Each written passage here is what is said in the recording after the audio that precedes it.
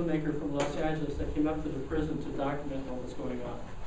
And so we're going to see the whole thing. Normally there's a documentary is like an hour. We're just going to see 20 minutes of what it was like for a group of women to go through the Vipassana course and what they experienced as a result.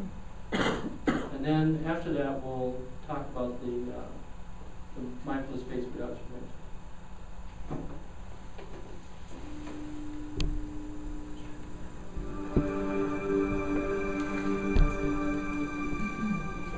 Vipassana is a word from the ancient Indian language, Pali. It means to see things as they really are. Vipassana dates back more than 2,500 years, yet its relevance and value to modern society is undiminished. Through its practice, people from all walks of life and backgrounds work to transform their lives. They bring balance and peace into an otherwise tumultuous existence.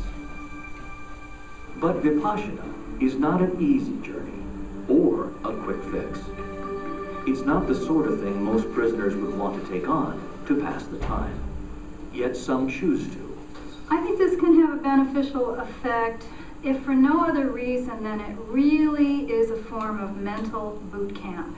And if you are of the mind that what offenders need is to learn how to discipline themselves, to learn about themselves, to learn a moral code, and to practice that moral code, and to be willing to endure difficulty and discomfort in order to achieve that.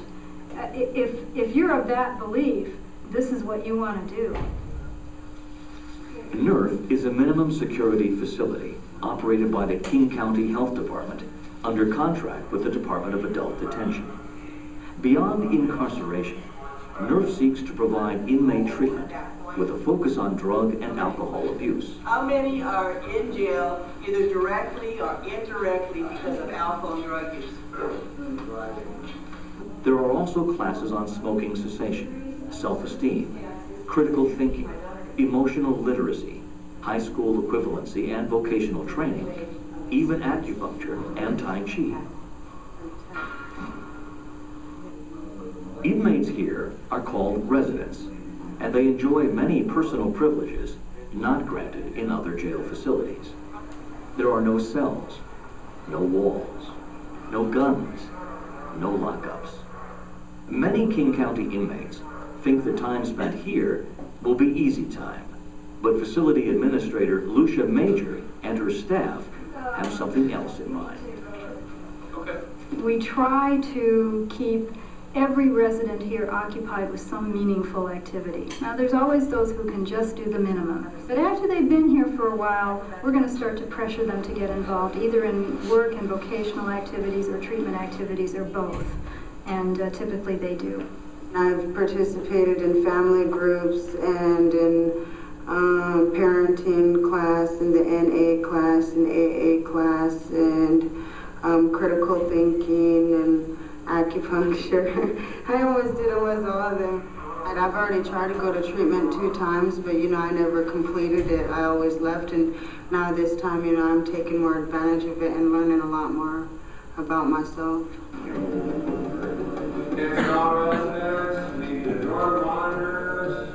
Dean McGuire is head of security at NERF, a veteran with 20+ years as a corrections officer. If anyone harbors few illusions about the likelihood of change in this population, it's Dean.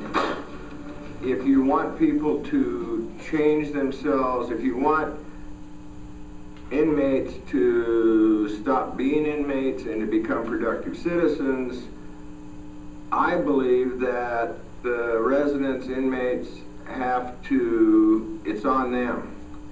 And what we can do is provide a way for them to look at themselves, to look at their cravings, and to try to change what's wrong. Typically, retreats are held at one of the more than 45 Vipassana centers worldwide. Of paramount importance during the course is strict silence, called noble silence, when maintained for the purposes of introspection.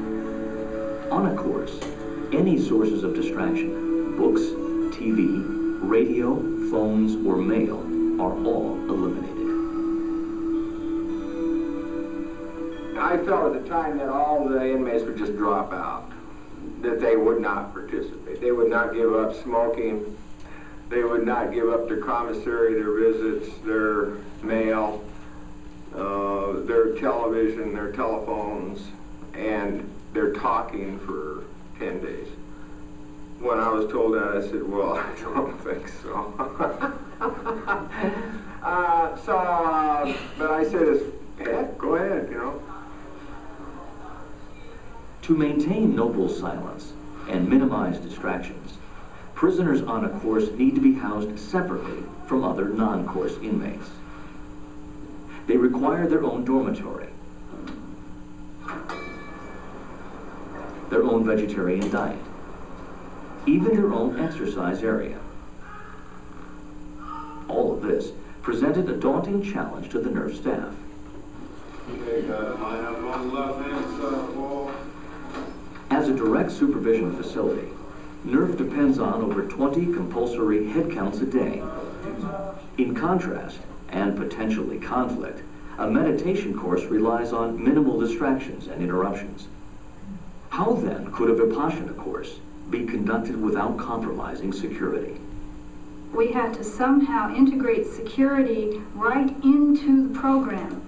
And fortunately, Ben Turner, who is jail personnel, was able to be the program manager, and with help from our security managers here, he was able to take on a lot of the responsibility for calling in the head counts, and he could also make sure that he's accustomed to observing behaviors and intervening in a timely way before they become a problem. So it became necessary to have that component. We also needed a lot of cooperation from security because it meant that they would have to also monitor periodically what was going on there, which meant leaving the usual perimeter within which they operate and making a special trip over there and understanding what was going on and being of minimal intrusiveness. Or other women coming in who are old students? At their own request, the next course was arranged for women inmates. Despite their interest, some of the women have strong apprehensions. Their concerns range from the spiritual. Because I am concerned about it being outside of the realm of God. To the mundane. You're just sit still the whole entire time? No, you're sitting in meditation for up to an hour at a time. So when you're actually meditating. Kathy Henry, a Vipassana assistant teacher, will be the manager of the women's course. Throw everything away that you read in that book about any religion. Anything you read. The words of Richard Jimerson, an ex-resident who took the first course, have a profound effect on the women. Some of them know him from the streets and are struck by the evident changes they see. My mom went down to take the course. So if my mom went, you know that it's got to have something to it because she works in a Christian church. Fears about conversion to another religion may persist until one actually takes a 10-day Vipassana course and sees for oneself what it is and what it is not. In the end, 7 women sign up for the 10-day Vipassana course. They have all been in and out of jails, some for most of their adult lives. Their typical crimes are theft, prostitution,